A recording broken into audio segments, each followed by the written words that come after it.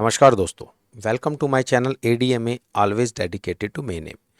आज की हमारी एंशिएंट हिस्ट्री की सीरीज में नेक्स्ट टॉपिक है पैलियोलिथिक कल्चर, पुरापाषाण संस्कृति। आज के टॉपिक में हम पढ़ने जा रहे हैं कि पुरापाषाण संस्कृतियाँ क्या होती हैं, प्रागैतिहासिक युग का विभाजन क्या है, उनमें उन लोगों ने किस प्रकार के उपकरण और प्रौद्योगिकी का प्रयोग किया, किन औजारों का प्रयोग किया, कहाँ कहाँ वो लोग रहते थे और उनके जीवन निर्वहन करने का क्या तरीका था।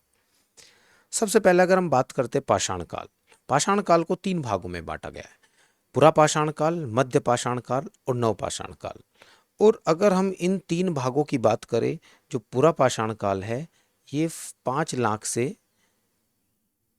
लाख बीसी से 10,000 या कहीं पे 1 लाख की अगर हम बात करें 1 लाख बीसी तक का है। उसके बाद में अगर हम मध्य पाषाण की बात करें तो ये 1 लाख से 10,000 तक है, टोटल है हमारे 10,000 तक का, टोटल ये 3 भागों में है। और ये मध्य पाषाण की बात करते हैं तो ये 10,000 से हमारा 6,000 बीसी तक है। और जो नव पाषाण काल है ये 6,000 बीसी से हमारा 1,000 बीसी तक पुराना है। अब पुरापाषाण काल को फर्दर 3 भागों में बांटा गया है, निम्न पुरापाषाण काल, मध्य पुरापाषाण काल और उच्च पुरापाषाण काल। और ये जो बांटने का रीजन है, ये सब सर्वप्रथम जो इसका रीजन है वो है यहाँ पे किस प्रकार के औजारों का प्रयोग किया गया, जो वहाँ के लोग थे उन्होंने किन औजारों का प्रयोग किया, वो पत्थर के थे, हड्डियों के बने हुए थे, क्या थे। और इनकी जो समय सीमा है उसकी अगर हम बात करें निम्न पुरापाषाण काल की, वो 5 लाख से 50,000, अगर 50,000 कहीं कहीं पे 1 लाख भी दिया हुआ है इसको। अब ये विवाद है, बट 50,000 हम इसलिए मानते हैं कि जो राम शरण शर्मा साहब हैं जिन्होंने प्राचीन भारत ओल्ड एनसीईआरटी की बुक में वहाँ पे 50,000 दिया हुआ। और मध्य पुरापाषाण काल की बात करते हैं, वहाँ पे मध्य पुरापाषाण में 50,000 से दैट इज 40,000, 50,000 से 40,000 साल पुरानी की बात है। और उसके बाद उच्च पुरापाषाण जो है वो 40,000 से 10,000 साल तक बीसी तक पुराना है। यहाँ पे सब जो सर्वप्रथम नोट करने वाली बात है वो ये है, यहाँ पे इस काल में तीनों में आग के साक्ष्य नहीं थे, आग के साक्ष्य नहीं थे यहाँ पर। और जो दूसरा है कि जो इनका मुख्य आधार था, वो इनका मुख्य आधार जो इनके मुख्य उपकरण थे वो सब कहीं से पत्थरों से और हड्डियों से बने हुए थे। जो सारे उपकरण थे पत्थर और हड्डियों से बने हुए थे। ये यहाँ पे सबसे मुख्य गौर करने वाली बात है कि इन लोगों के पास जो टेक्नोलॉजी थी और जो यहाँ पे है आग के साक्ष्य नहीं थे। और यहाँ पे जितने भी ज़्यादा औजार थे, अब वो किस तरह से वो हम आगे देखते जाएंगे, वो सब पत्थरों और हड्डियों के बने हुए थे।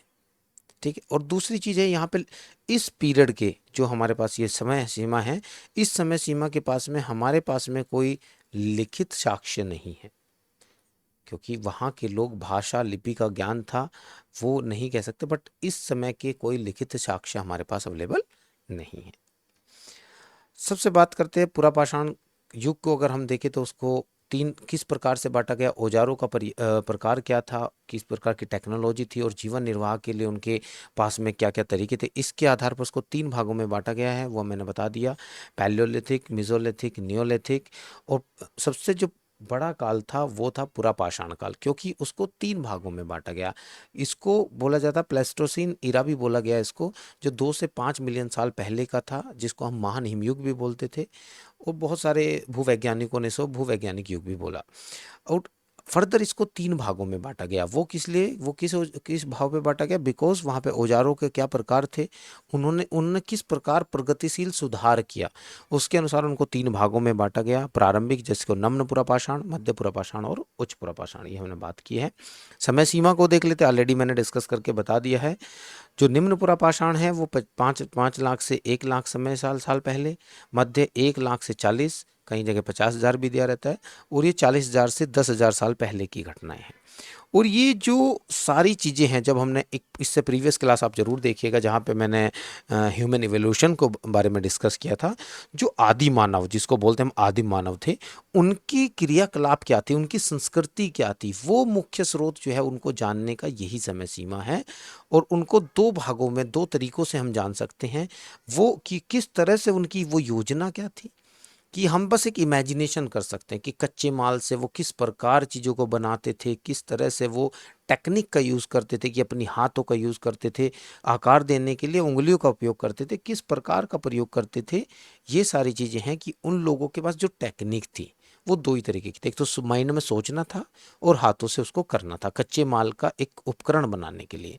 आदि मानव ने सबसे ज़्यादा हिट एंड ट्रायल जो आज भी हम लोग करते हैं, सोचो वो कितनी पुरानी विधि है। आदि मानव ने हिट एंड ट्रायल विधि के माध्यम से जितने भी वंचित औजार थे, मतलब जो भी, ये ज़्यादातर क्लास हिंदी में रहेगी बिकॉज इसका इंग्लिश का मुझे कंटेंट बनाने का टाइम नहीं लग पाया, तो आगे की क्लास में हिंदी इंग्लिश दोनों रहेगा। तो जो इस टाइम की बात करें, हम आदि मानव के समय की बात करें, मतलब हम पूरा पाषाण काल की बात करते हैं, तो उस समय पे जो हमारे पास में औजार बनाने की जो उन्होंने कला सीखी, वो कैसे सीखी, वो हिट एंड ट्रायल पे सीखी।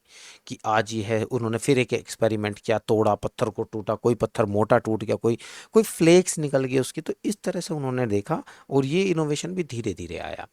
तो इसे दो प्रकार की औजार संस्कृति द्वारा व्यक्त किया गया। एक तो सबसे पहले जहां माना गया वहां पे सोन नदी, सोन संस्कृति के रूप में जाना गया, जिसका नाम सिंधु की सहायक नदी, जो सिंधु की सोन नदी है, उसके नाम पे रखा गया। इस पे कौन से हमारे टूल थे, ये हमने बात करी थी, अचेलियन टूल संस्कृति के नाम से भी जाना जाता है। अचेलियन टूल्स होते हैं, ये नाम पड़ा फ्रांस के सेंट अचोलियन एक चर्च के नाम पे रखा गया था। वहाँ पे एक सेंट थे होते थे, उनके नाम पे इसको रखा गया था, बिकॉज वहाँ पे सबसे पहले आदि मानव की खोज हुई थी। ये मैंने प्रीवियस क्लास में भी बताया गया फुल डिटेल में। दूसरी थी हमारी मृदा संस्कृति, जहाँ पे हमारे कंकड़ आधारित औजारों को दर्शाया गया, जिसमें चॉपर चॉपिंग औजार कहा जाता था, जिसे हम क्या कहते थे, चॉपर चॉपिंग औजार। ये आप देख सकते हैं राइट साइड इमेजेस में किस तरह से औजारों का इवोल्यूशन हुआ है बड़े से छोटे की ओर। तो अचोलियन संस्कृति की जो विशेषता है वो क्या थी, वहाँ पे उन्होंने हाथ की कुल्हाड़ी बनाई और क्लेवर्स बनाए। और ये हाथ की कुल्हाड़ी में एक हत्था होता था, पत्थर का हत्था था, ऐसा नहीं है कि वो उसका था, एक तरह से उसको पकड़ने का था। वो इस तरह पत्थर टूट गया कि वो उसको एक साइड पकड़ने का हो गया और एक साइड उसको हिट करने का।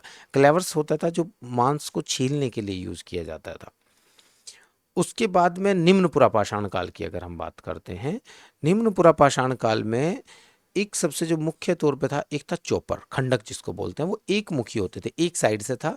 और जो चॉपिंग चॉपिंग औजार होते थे वो दोनों साइड से शार्प होते थे, जिनका यूज़ दोनों से, जिसका यूज़ करते थे ज़्यादातर पेड़ को काटने के लिए, मानव शरीर के कोई मांस का टुकड़ा काटने के लिए, कोई अगर उन्होंने शिकार कर लिया तो उस शिकार के जो ऊपर की स्किन है उसको हटाने के लिए, उसको कट करने के लिए। आकार की देखा जाए, जो हाथ की कुल्हाड़ी की पहचान की गई उसमें वो क्या कहलाती है, वो अचोलियन कहलाती है। सबसे ज़्यादा पुरानी, मतलब देखिए सबसे ज़्यादा पुरानी जो संस्कृति की हमारे पास में हाथ की कुल्हाड़ी मिली है वो अचोलियन कहलाती है। और कच्चे माल की अगर हम बात करें तो वो डिपेंड करता था कि सपोज करो अगर महाराष्ट्र में गए तो वहाँ पे उनको बेसाल्ट की चट्टानें मिल रही है, कहीं पे चूना पत्थर मिला है, कर्नाटक में गए तो चूना पत्थर मिलेगा, काजराइट मिलेगा, कहीं पूरे देश में अलग अलग प्रकार की मिट्टी है। तो जिस प्रकार की मिट्टी जहाँ पे उपलब्धता मिली उनको घूमते हुए, उन्होंने उसी प्रकार की मिट्टी से उपकरण बनाने की कोशिश की। जहाँ पे पत्थर मिले पत्थरों को तराशा, और जहाँ पे मिट्टी से बनाने की संभावनाएं थी वहाँ से उन्होंने मिट्टी को बनाने के लिए भी, बनाकर भी अपने टूल्स का उपयोग किया। अब हम बात करते हैं जो मुख्य तौर पे, अगर हमने देखा, अगर एक ओवरव्यू लिए तो निम्न पुरापाषाण काल में हमारे पास में तीन मिला। एक हमारे मिला हैंड एक्स, अगर हम निम्न पुरापाषाण की बात कर रहे हैं। उसके बाद में मिला चोपर चोपिंग, चोपर चोपिंग। और तीसरा मिला पेबुल, जिसको हमने खंडक बोला, उसको हम पेबुल भी बोलते हैं। तो ये तीन चीज हमारे निम्न पुरापाषाण काल से मिली। अब हम बात कर, ये प्राकृतिक बेसिकली क्या थे, कोर थे निम्न पुरापाषाण काल के, हमारे कोर स्टोन होते थे। ये कुछ नहीं था, ये ऐसा नहीं उन्होंने कुछ करा, ये कोर स्टोन थे, जो जैसा मिल गया उनको वो उन्होंने ऐसा प्रयोग में लेके आ गए। अब हम बात करते हैं मध्यपुरा पाषाण काल की। तो मध्यपुरा पाषाण काल में उन्होंने बनाने के लिए जो बनाए निम्न पुरापाषाण काल में, थोड़े से छोटे बनाए, उनके कंपैरेटिवली जो टूल्स थे वो थोड़े से छोटे हुए। वो छोटे कैसे हुए, क्योंकि उन्होंने बनाए उनको टुकड़े करके। उन्होंने निम्न पुरापाषाण काल के हथियार जो थे उन्होंने उसके टुकड़े किए, मतलब इवोल्व हुआ। मानव सोचो 50 लाख से 1 लाख तक आया, अब वो 1 लाख पे इतना इवोल्व हो गया, उसने बोला कि इस पत्थर को तोड़ा जा सकता है, इसको तोड़ के हम इसका कुछ बनाया जा सकता है, जिससे हम चॉपिंग कर सकते हैं, ब्लेड बना सकते हैं, स्क्रैपर बना सकते हैं, जिनको हमने बोला फ्लेक। क्या बोला, मतलब फ्लेक। फ्लेक्स मतलब छोटे छोटे टुकड़े, पत्थरों के टुकड़े काट के बनाया गया। तो उसमें काफी हद तक वो देखा गया, तो एगेट, जैस्पर, चार्ड नामक पत्थर से बने थे ये टाइप ऑफ स्टोन। यहाँ से एक क्वेश्चन आता है कि जो मध्य पूरा पाषाण काल के जो पत्थर थे वो कौन से पदार्थ से बने थे, कौन से पत्थरों से, टाइप ऑफ पत्थर है वहां से। चॉपर चॉपिंग की बात करें, वो यहाँ देखो, निम्न पुरा पाषाण काल के पत्थर तो इनके पास थे ही, एडिशनली इन्होंने क्या बनाया, हाथ की कुल्हाड़ी, क्लेवर्स जो थे वो पुराने वाले थोड़े से विलुप्त भी हो गए बट अवेलेबल थे। मध्यपुरा पाषाण काल की बात करें, जो इनकी टेक्निक थी वो क्या थी, लोवालेशियंस, जिसमें क्या होता है, ये इसका नाम भी एक फ्रांस के ऊपर ही, क्योंकि ये यहाँ पे फ्रांस किस स्थल से नाम रखा गया है। इस तकनीक में क्या होता है, एक सपाट सतह होती है, तो उसके लिए क्या कहते हैं, जो उसके ऊपर का भाग है, भीतरी भाग है, उसको तराशा जाता है और हड्डी और कठोर लकड़ी से बने मुलायम हथौड़े द्वारा एक विशिष्ट स्थान पर आघात करने, मतलब उसको बार बार उसको करके उसको एक आकार दिया जाता है, जिससे उस टुकड़े को एक चीज, हमें एक आकार स्पेसिफाइड, जैसे ये है, इसको एक आकार दिया उन्होंने, चाहे उन्होंने किस प्रकार यूज किया हमें नहीं पता, लेकिन उन्होंने इसको एक प्रकार का आकार दिया, या शिकार करने के लिए प्रयोग में गया, चॉपिंग के लिए वो उन्होंने एक आकार दिया, जब तक वो उसको छांटते थे। इस टेक्निक को क्या बोलते थे, लेवालोसियंस, क्या बोलते थे, लेवालोसियंस। ऊपरी पुरापाषाण काल की बात करें तो वहां पे हम निम्न पुरापाषाण, मध्य पुरापाषाण में देखेंगे फ्लेक्स के टूल थे। इंपॉर्टेंट बात ये हो जाती है, फ्लेक्स के टूल थे जिसमें हमारा ब्लेड आ जाएगा, ठीक है। उसके बाद में हमारे स्क्रैपर्स आ जाएंगे, स्क्रैपर्स आ जाएंगे, ठीक है, जो यहाँ पे आपने देखा भी होगा, ये इन पत्थरों से बने थे, कौन से, एगेट, जैस्पर और चार्ट नामक पदार्थ से बने थे। अब बात करते ऊपरी पुरापाषाण काल की, या उच्च पुरापाषाण जिसको बोलते हैं। यहाँ पे जो सबसे इंपॉर्टेंट है वो है blade and burin, blade and burins, इसको ब्यूरिन्स बोलते हैं, blade and burins. Blade and burin सबसे ज्यादा था, और यहाँ पे जो टूल्स थे वो बहुत छोटे हो गए थे, टाइनी टूल्स बना दिए थे उन्होंने, टेक्नोलॉजी आ गई थी, और इस टेक्नोलॉजी को बोला गया फ्रेश फ्लैकिंग्स।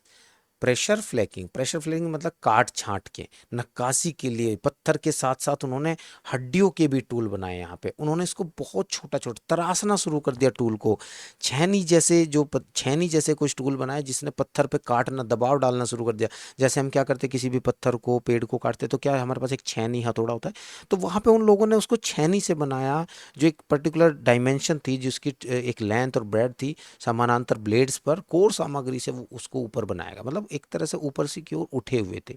इस तरह के टूल्स बनाए गए, आप समझ सकते हैं, एक पत्थर को इस तरह से बनाया गया, ऊपर की ओर शार्प करके बना दिया गया, ठीक है। 3D नहीं है बट एनी हाउ, इसको अगर हम 3D की बात करें तो इस तरह से हमारा टूल्स को एक शार्प एज दे दी गई, जिससे वो ऊपर की ओर एक शार्प तरीके से उठा हुआ है, वो हमारा काम हो गया, प्रिज्म टाइप कट के।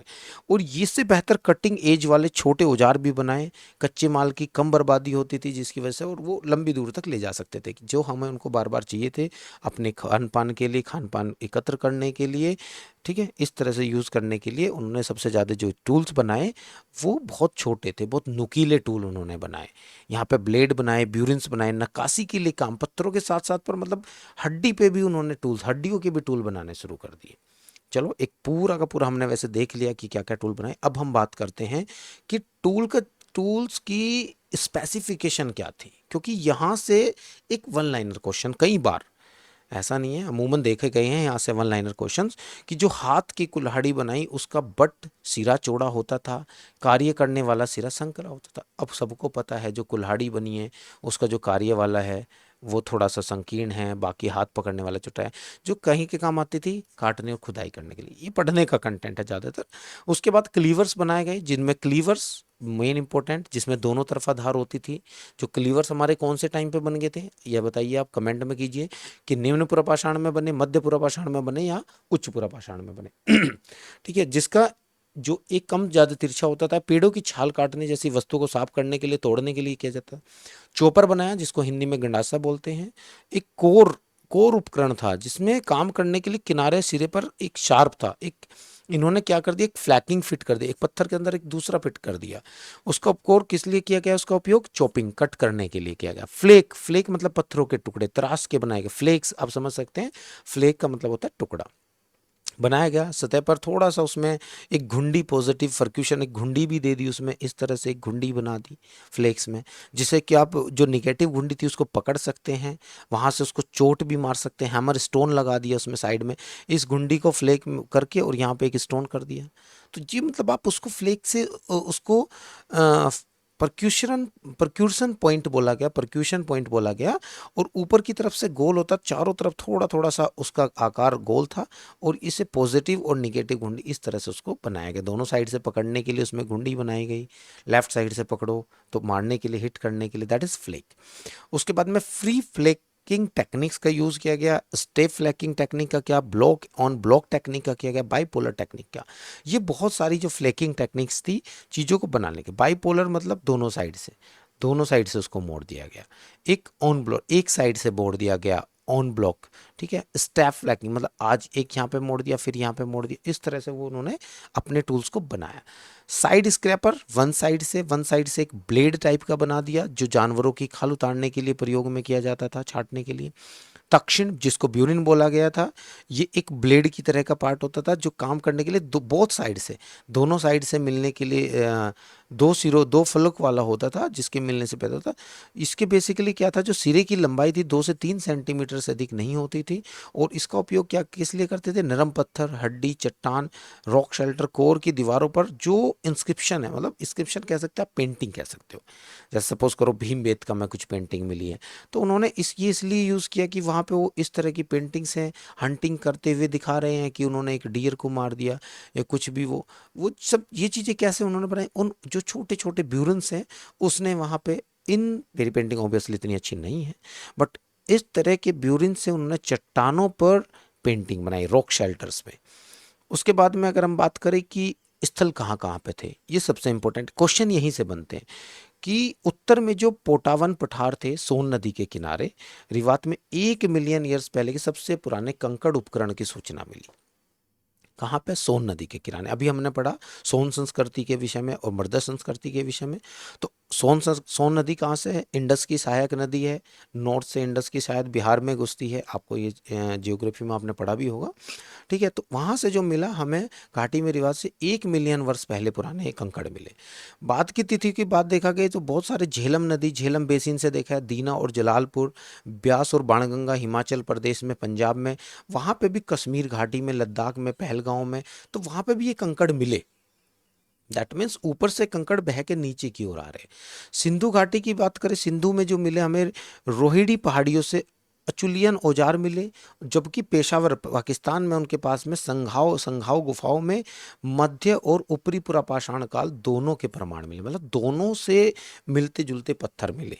दैट मीन्स वहाँ पे जो हमारी संस्कृति थी वो पुरापाषाण, उच्च पुरापाषाण मतलब 40,000 से 10,000 वर्ष तक के बीसी के लोग वहाँ पे मौजूद हुए करते। राजस्थान की बात करें, राजस्थान में पुरापाषाण संस्कृतियों का प्रमाण मारवाड़ और मेवाड़ दोनों से मिलता है। कुछ अरावली के, एक ईस्ट में है और दूसरा वेस्ट में है। उसके बाद में डिडवाना, नागौर, राजस्थान में नागौर जिले में, जहाँ से सिंधी तालाब के नज़दीकी साइट से ऊपरी पुरापाषाण सामग्री की कुछ स्टेप बाय स्टेप उसकी परत मिली। वहाँ पे हमें पता लगा कि यहाँ पे हमारे कुछ परत है। पश्चिमी भारत की बात करें तो दक्षिण में गुजरात, सौराष्ट्र, कच्छ के विभिन्न क्षेत्रों से हमें अगेट और जैस्पर जैसे, देखो स्टोन के ऊपर ये हमने बताया टाइप ऑफ स्टोन है, तो ये टाइप ऑफ स्टोन कहाँ पाए जाते हैं, ये स्टोन पाए जाते हैं सौराष्ट्र में, कच्छ में पाए जाते हैं स्टोन। अगेट और जैस्पर जैसे स्टोन कहाँ पाए जाते हैं, कच्छ में। तो आपको वैसे ही पता लग जाना चाहिए कि ये हमारे, ये ज़्यादातर जो चीज़ें हैं गुजरात से मिली है। महाराष्ट्र में ताप्ती नदी की प्रणाली से, ताप्ती नदी के किनारे, गोदावरी नदी के किनारे जो मिले, जलगांव डिस्ट्रिक्ट से, वहाँ पे नेवासा से, वहाँ पे मध्य पुरापाषाण काल के से लेके और जो पाषाण संस्कृति तक का जो पुराने जितने भी स्थान के जो टूल्स थे वो मिले, तो उससे पता लगाया गया कि वहाँ पे उनका विकास जो है वो क्रोनोलॉजिकली हुआ है। दैट मीन्स सबसे पहले वहां पे निम्न पुरापाषाण काल था, उसके बाद में मध्य पुरापाषाण काल, इस तरह से वहां पे क्रोनोलॉजिकल रही, मतलब हाँ महाराष्ट्र में लंबे समय तक वो लोग रुके। यहाँ पर पाए जाने वाले ऊपरी पुरापाषाण काल अवशेषों में शतुरमुर्ग के अंडे के खोल के डिस्क का मन का मिला। मोस्ट इंपोर्टेंट अगर मैं बात करूं कि शतुरमुर्ग के अंडे के खोल की जो डिस्क थी वो कहाँ पे मिली, महाराष्ट्र में मिली। दैट मीन्स आप समझ सकते हैं कि ये चीज़ें एक इवोल्व हो रही है धीरे धीरे, ये स्टेप बाय स्टेप क्रोनोलॉजिकल वे में चल रही है। कहाँ पे, ये चल रही महाराष्ट्र में। मध्य प्रदेश में भीमबेटका, भीमबेटका ये वही सबसे ज़्यादा इंपॉर्टेंट, ज़्यादा क्वेश्चंस पूछा जाता है। भीमबेटका भोपाल के आसपास है। आदमगढ़ जिला होशंगाबाद में, यहाँ पे जो उनके पास में शैल आश्रय थे, मतलब उनके पास रॉक शेल्टर्स थे, जो रॉक शेल्टर्स थे वहाँ पे इनके मिले, पुरापाषाण काल के मिले और मध्य पाषाण काल तक के उनके रहने के प्रमाण मिले। इंसेंस शेल्टर में बहुत सारे हमारे फिगर्स बने हुए हैं जो माना गया है कि मध्य पाषाण काल के हैं। दैट मीन्स आप समझ सकते हो। लेकिन अब मध्य पाषाण काल की तो बात हम इसमें पढ़ नहीं रहे हैं।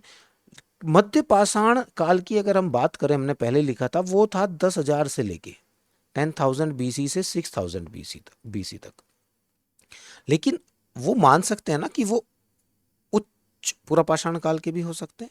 रीजन बीइंग, क्योंकि जो हमारा उच्च पुरापाषाण काल है वो 40,000 से 10,000 तक था, तो 10,000 दोनों में कॉमन है। अब एग्जैक्ट डेटिंग हमने लगाई है, बट उसमें वो 10,000 भी हो सकता है, वो 11,000 भी हो सकता है। अगर वो 11,000 फॉल किया तो वो ऊपरी पुरापाषाण काल का हो जाएगा।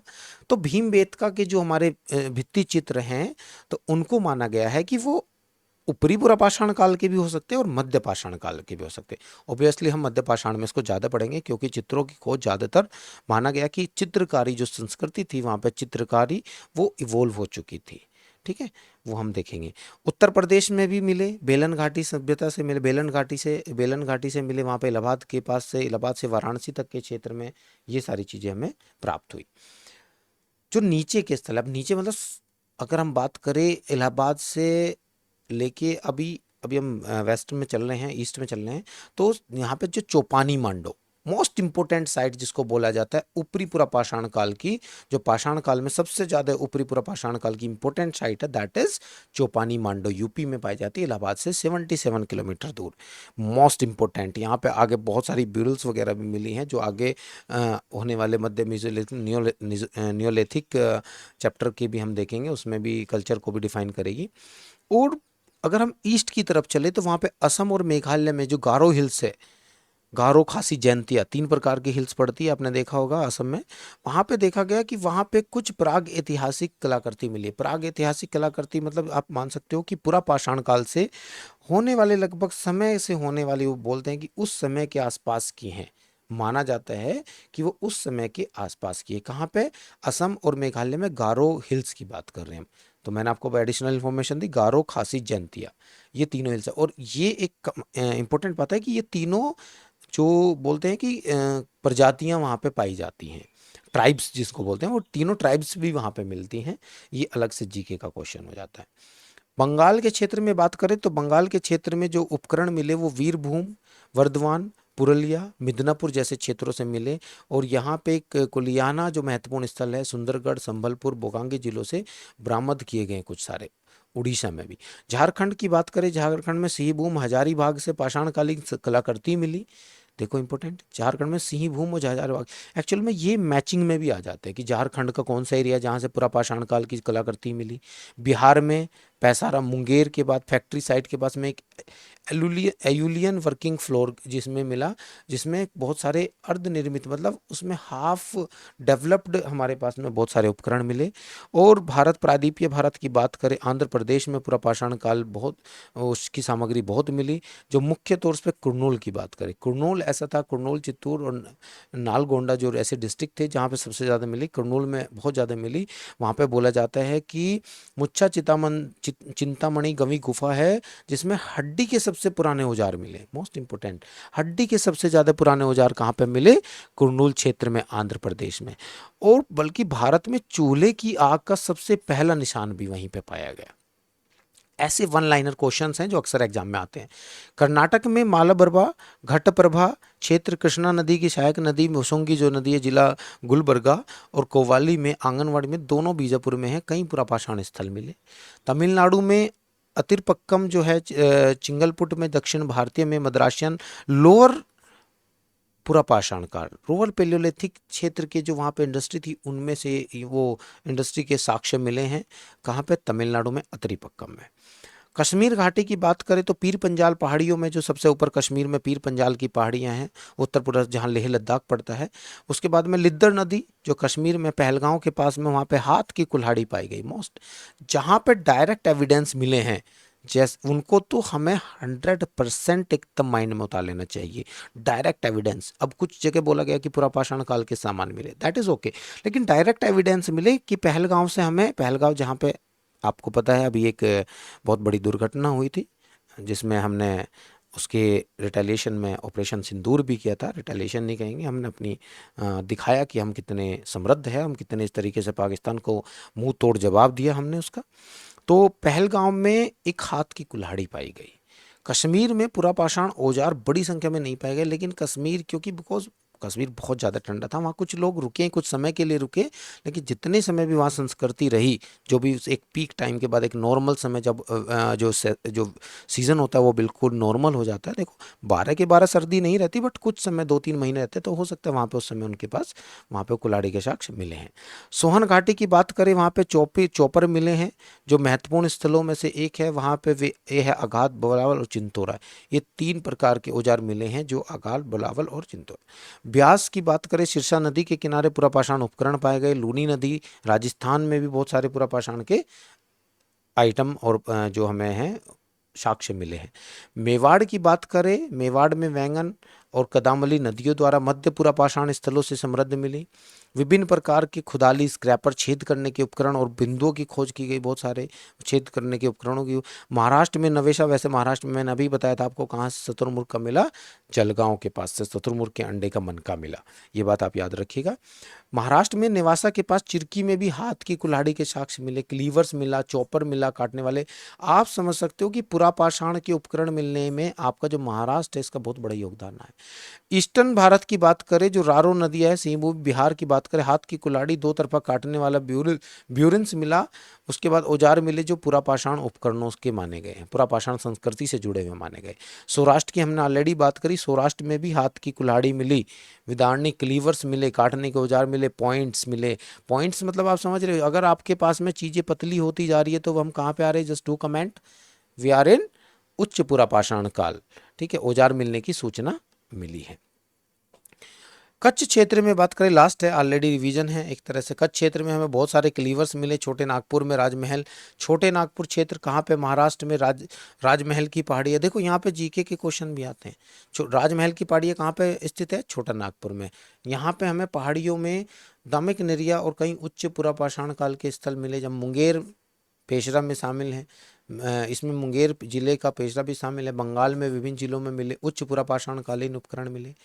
तो आप अल्टीमेटली ये देख सकते हैं, उड़ीसा के मयूरभंज में कुल्हाड़ी मिली, हाथ की कुल्हाड़ी। हाथ की कुल्हाड़ी के साक्ष्य भारत में कई जगह मिले, वो कश्मीर में भी मिले, वो महाराष्ट्र में मिले, वो उड़ीसा में मिले, वो बिहार में मिले। तो ये चीज़ें हमें याद रखनी। तमिलनाडु में अगर बात करें हम, फिलहाल पेन्नियार कावेरी पुरापाषाण उपकरणों से समृद्ध है। अतरीपक्कम हमने ऑलरेडी बोला तमिलनाडु में, यहाँ पे हाथ धारदार हथियार मिले, खोदने के औजार मिले, बहुत सारी चीज़ें हमें यहाँ पे प्राप्त हुई।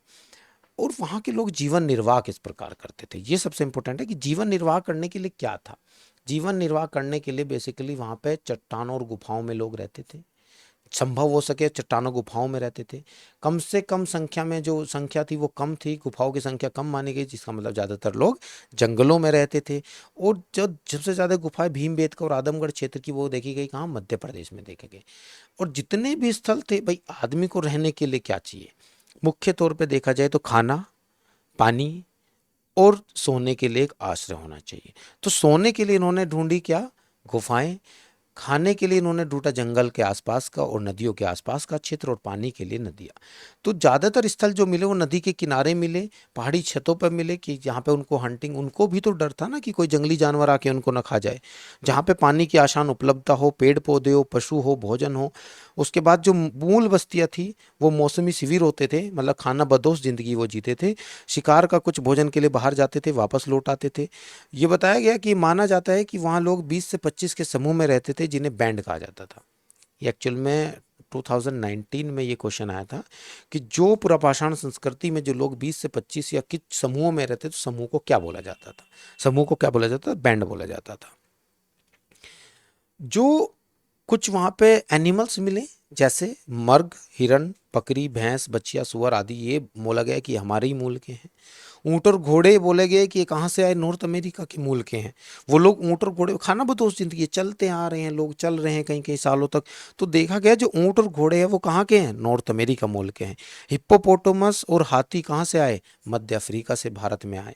देखो क्वेश्चन है, ऊँट और अमेरिका कहाँ के हैं, बहुत सारे लोगों को नहीं पता इनका मूल। आज हम बोलते हैं ऊँट राजस्थान में पाए जाते हैं, ठीक है पाए जाते, दैट इज ओके, लेकिन मूल कहाँ का है, मूल है उत्तर अमेरिका का। हिप्पोपोटामस कहाँ से आया, हाथी कहाँ से आए, मध्य अफ्रीका से आए। लोग इनको मुख्य तौर पे शिकार करने, इकट्ठा करने के चरण पे थे। शिकार की प्रथाएं थी जो बेसिकली स्तनधारियों पर केंद्रित थी, मध्यम आकार के थे। विशेष रूप से खुरदार जानवर, एक प्रकार का जानवर होता था उसी समय हिरण, गैंडा, हाथी का शिकार किया जाता था, ऐसा लगता है, माना जाता है। संभावना तो ये भी कहती है कि कुछ लोग बैल, बाइसन, नीलगाय, चिंकारा, गजल, हिरण, ये सब जंगली सुअर, विभिन्न प्रकार के पक्षी, कछुए, मछली आदि शहद के लिए जो पेड़ पौधों, खाद्य, फल, जड़े, बीज पर, पत्तों पर आश्रित थे। मतलब वेज और नॉन वेज वाला कॉन्सेप्ट समझ सकते हो आप इसको, कि कुछ लोग वो कंदमूल खा रहे थे, कुछ लोग भेड़ बकरी जो भी मिल रहा था उनको उसको मार के खा रहे थे। चट्टानों पे चित्रकारी हमें ये बताती है कि हमें पुरा पाषाण काल के लोगों का निर्वैर स्वरूप और सामाजिक जीवन के बारे में जानकारी थी। आप ये बात समझ सकते हैं कि उन लोगों को हम अपने जीवन यापन करने की जानकारी थी, सामाजिक जीवन, वो ग्रुप में रहते थे। क्योंकि भीमबेटका की गुफाओं में जो नक्काशी मिली है, जो तमिलनाडु में नक्काशी मिली है, वो हमें ये बताती हैं कि ये ग्रुप में लोग रहते थे। क्योंकि वहाँ पे चित्र बनाए गए हैं कि 10 लोग एक हिरण को मार रहे हैं, एक सुअर को, जंगली सुअर को मार रहे हैं, तो वो उनके ऊपर अटैक कर रहा है। तो ये सारी चीज़ें हैं।